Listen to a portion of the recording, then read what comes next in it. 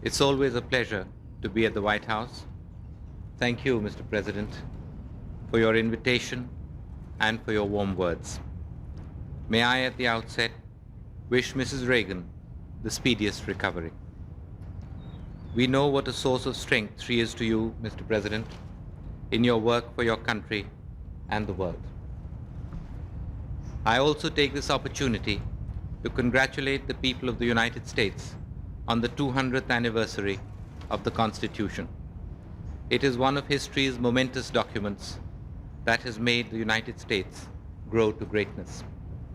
Your Constitution has been an inspiration to us in our struggle for freedom and liberty.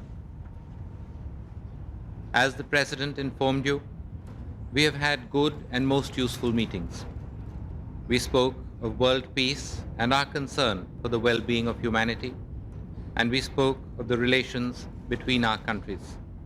We agreed upon further methods of strengthening our mutual friendship. The relations between our two countries have always held much promise. In recent years, we have made notable progress towards realizing that promise.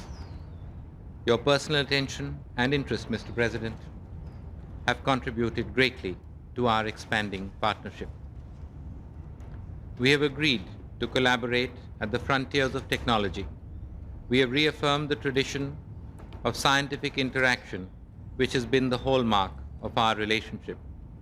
The growth in high technology, trade, and transfers has been a source of considerable satisfaction. I hope that the United States would recognize India not just as a market, but as a partner in technological progress. In the field of bilateral trade and investment, we have agreed that much can be done to expand the present level of activity. We will encourage increased interaction between our trading entities. Having successfully launched our cooperation for the Light Combat Aircraft project, we have now agreed to explore other avenues in the field of defense. This is yet another step forward.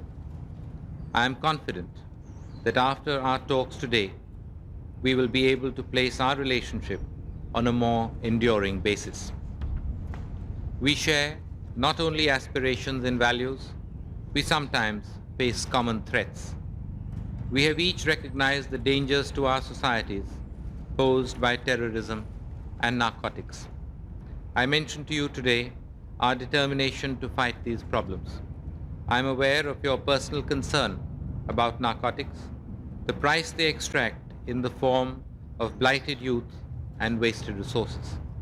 I would like to reiterate once again our commitment to cooperate with you to this end.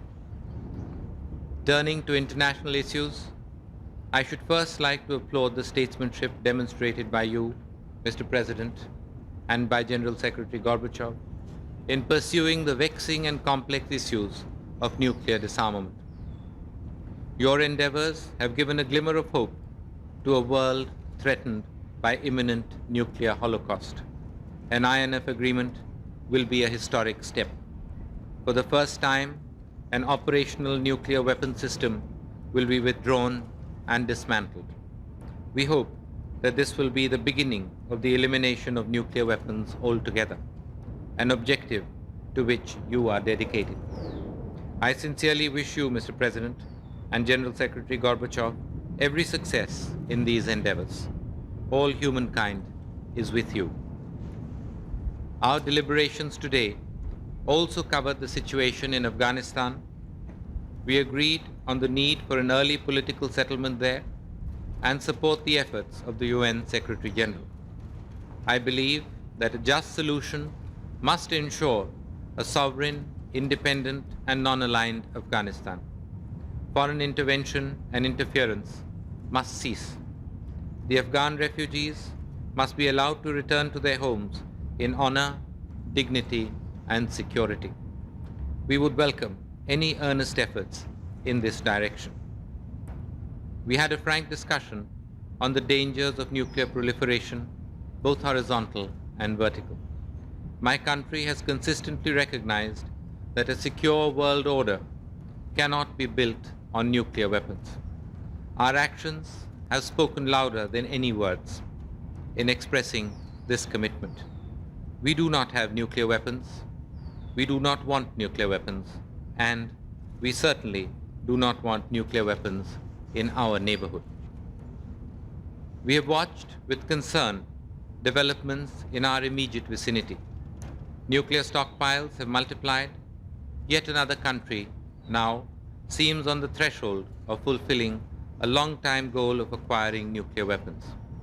On our part, let me assure you, Mr. President, and the people of your country, that we have no intention of producing nuclear weapons unless constrained to do so. Mr. President, you and I have discussed these matters and expressed our mutual concerns. Time is not on our side. We are faced with critical decisions on issues which need to be addressed urgently.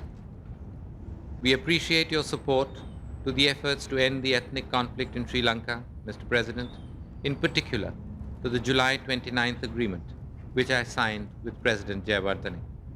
We are determined to ensure the full implementation of its provisions as it represents the best hope for peace in the region. I thank you, Mr. President, once again for your hospitality. Our discussions have been most productive, and I leave Washington confident and optimistic about the future of our relationship. Thank you.